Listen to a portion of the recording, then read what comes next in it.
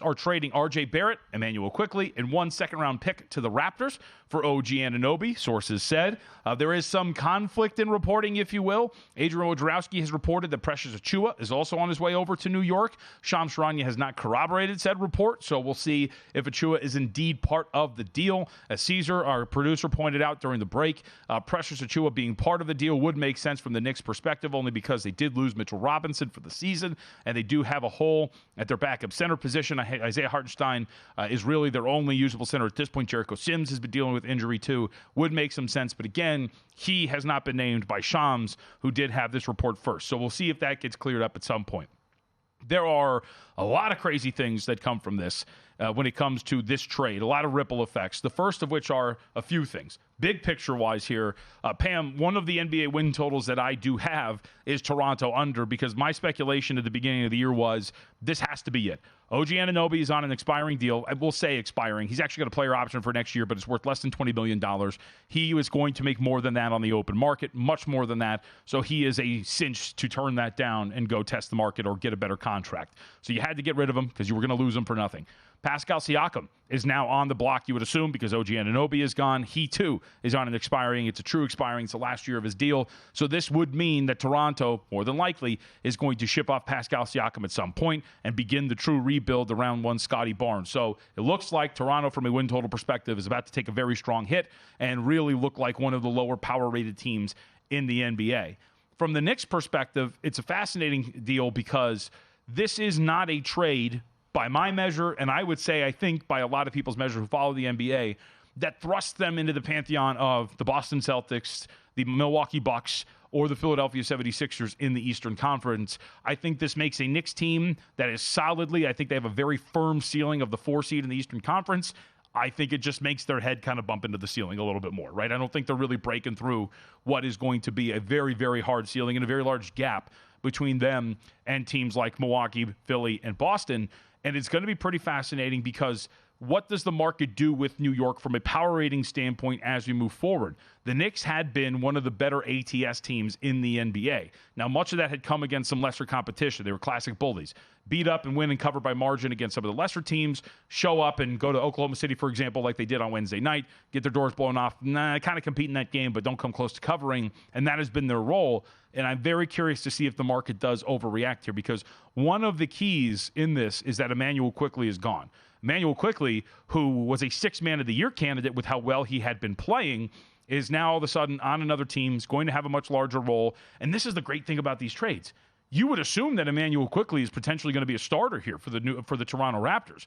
Well, as I mentioned, Emmanuel Quickley was a 6th Man of the Year candidate. So 6th Man of the Year market also gets changed in terms of that award. The Toronto Raptors and where they're at in terms of their own power rating standpoint. They're playing the Detroit Pistons today. Pistons, of course, famously on, is it 27, 28 now at this point, whatever it is, 27 consecutive losses. They are now only 3.5-point favorites in this matchup against Detroit because OG Anunoby is no longer there.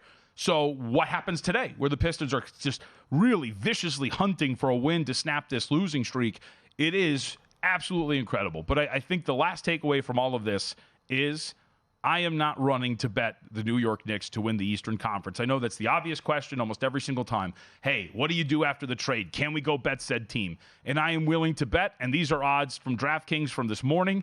They're 25-1 before the show began. I'm willing to bet you don't really see that budge that much. If anything, maybe it gets to 20-1, but this is not something outside of some liability building up that changes things for the New York Knicks. So a good trade, a fascinating trade. But for me, the bigger takeaway here is now where does Pascal Siakam go? Because the Philadelphia 76ers were a team that had been rumored to immediately start sniffing around Toronto when they traded off James Harden. And if the Philadelphia 76ers, with their capital, with the contracts that they have on that roster to use as filler, can go and get Pascal Siakam, this is a team that I think is on par with the Boston Celtics and the Milwaukee Bucks, despite what the Eastern Conference odds would say. And if that's going to be the case, this is going to be an Eastern Conference race that is going to go absolutely wild because you got 3 teams, I think, that if you just put them in a battle royale, one of them is going to come out, and they're all equally rated. So a fascinating trade that I think opens the door up for a lot of different things.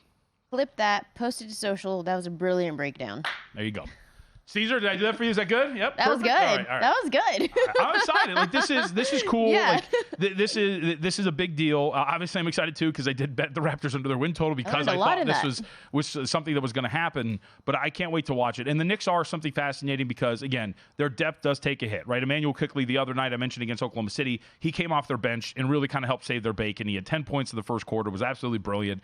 Now their depth takes a little bit of a hit because OG Anunoby is going to be part of the starting lineup, and now your best bench pieces in the backcourt are Dante DiVincenzo and Josh Hart, and like Hart's a really good, solid player. Dante DiVincenzo's great. He actually hit 5 threes in that game that I'm referencing against Oklahoma City, but it's not one that I think is going to replace the production for him. So I do think this is also kind of a move for the future for New York. Maybe go out and get a guy, right? They're always expecting to land the next big thing. Donovan Mitchell is a guy that is going to be available at some point from Cleveland. So do you go get him, Jalen Brunson, OG Anunoby, and then all of a sudden you've got this core that you want to go to war with, whatever that's going to be. But I do think that, again, like when you're talking about this, I feel like this is a move for the future as opposed to making sure the Knicks are going to be competitive now. So we'll see. Maybe I'm wrong. Maybe OG Anunoby becomes, something incredible, but that's going to be awesome. By the way, Joe Dallaire is going to be with us coming up in the 12 o'clock hour, so we'll get his thoughts on this massive deal, and who knows what happens. Maybe we have a deal for one Pascal Siakam before. So we also have more details on this too, by the way.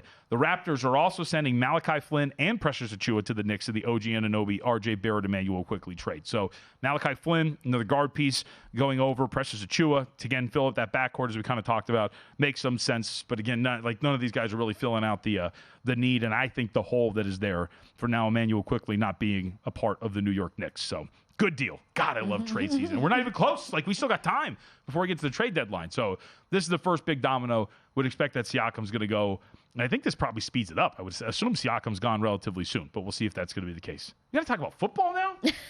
You were so hyped, so amped during that little segment. That's right. I mean, and this is what this is what I do. I enjoy the sport, but this is the stuff that makes it exciting. Speaking of exciting, go to VSiN.com/subscribe to become a VSiN Pro subscriber today.